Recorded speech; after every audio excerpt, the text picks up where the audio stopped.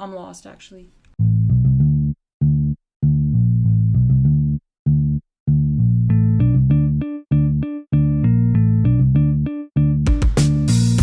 Yo, what up, physics? Fuck, just kidding.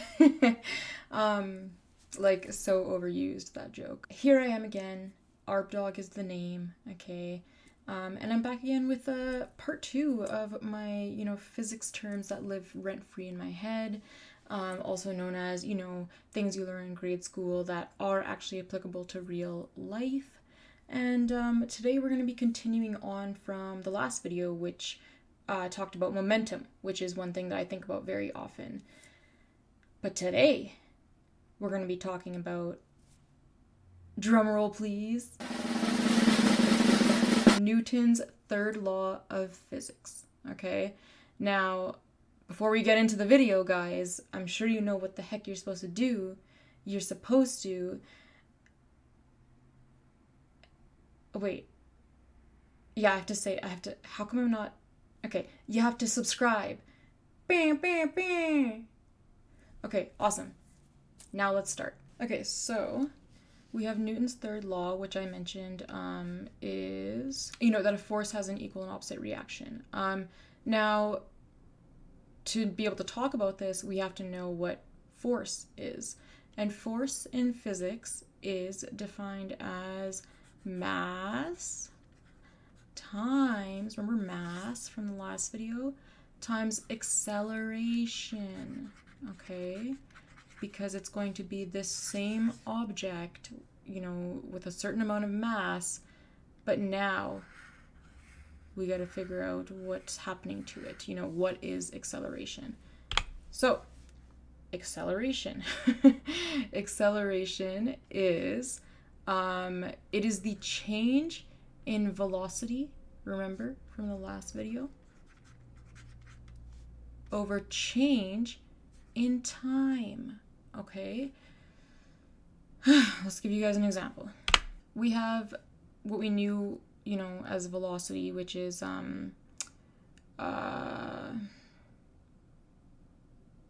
the heck is velocity again? Oh yeah, sorry, distance over time, basically. Okay, this is also called d. Okay, so if it's distance over time, then we have something like what we used last time. We can literally just use 3.3 meters per second. Okay, now if this is our velocity and we want to figure out acceleration, which is change in velocity over change in time, so the object to be accelerating, which is going faster, right? Or if it's a negative, I guess it's going slower, right? So then the velocity has to change, okay? So our starting velocity can be 3.33 meters per second, but let's say it speeds up to 6.9 meters per second, okay? So that is our V1 and this is our V2. And the time it takes to speed up, let's just make it like 5 seconds, okay? Now, to figure out our actual change in velocity, we just gotta do some subtraction, okay? So it's really just 6.9 minus 3.33. And again, the math ain't mathin' up here, okay? So that equals 3.57, okay?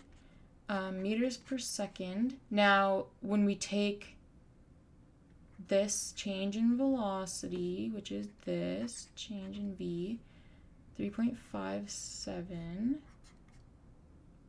meters per second over 5 seconds, which is our change in time, okay, then you get your acceleration. Okay, so that answer is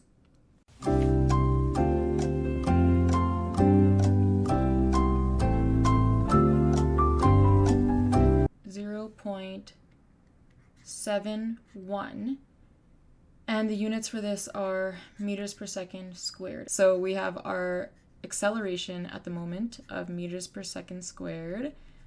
All right, and now if we think back to our original formula of force, we need to use the acceleration times the mass to calculate the force, okay?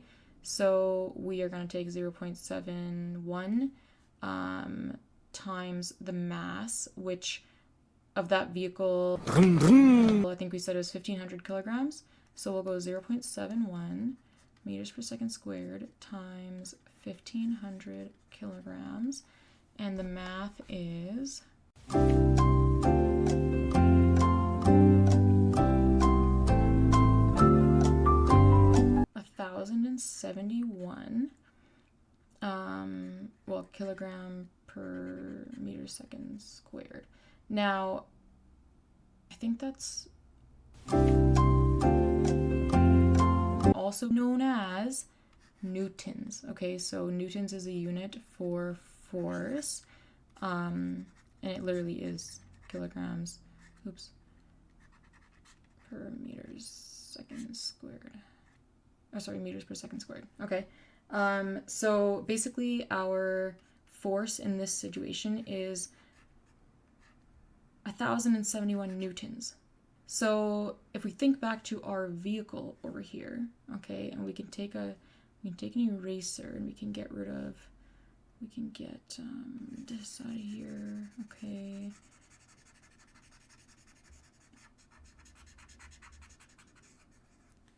I feel like these numbers are like not making sense, but essentially this vehicle would be hitting this object if we, assume that it's moving at an acceleration of 0.71 meters per squared, which I really didn't think about when I was choosing the numbers for for the velocity and all that. But if it's moving at that speed, it's going to hit this object with 1,071 newtons of force, okay? And then we can know, based on Newton's third law, okay, that force coming from this thing right here has an equal and opposite reaction of also 1071 newtons. So if you think about it, that's a lot of force, and this is why so much damage, so much impact can happen, okay?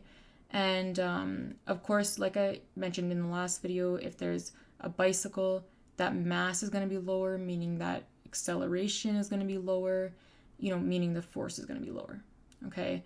So, fun facts, right, about accidents and crashes. Now, there's a lot more that you can do with all these terms. There's more on Newton's third law. There's more about force, more different things that it can apply to. Same with mass, like I mentioned, right? Comes up a lot in chemistry. But those aren't things that I necessarily think about all the time, okay? Some of them are, some of them aren't. But for today, we've covered the second physics term that, lives rent-free in my head, okay? So it should start living rent-free in your head too now, all right?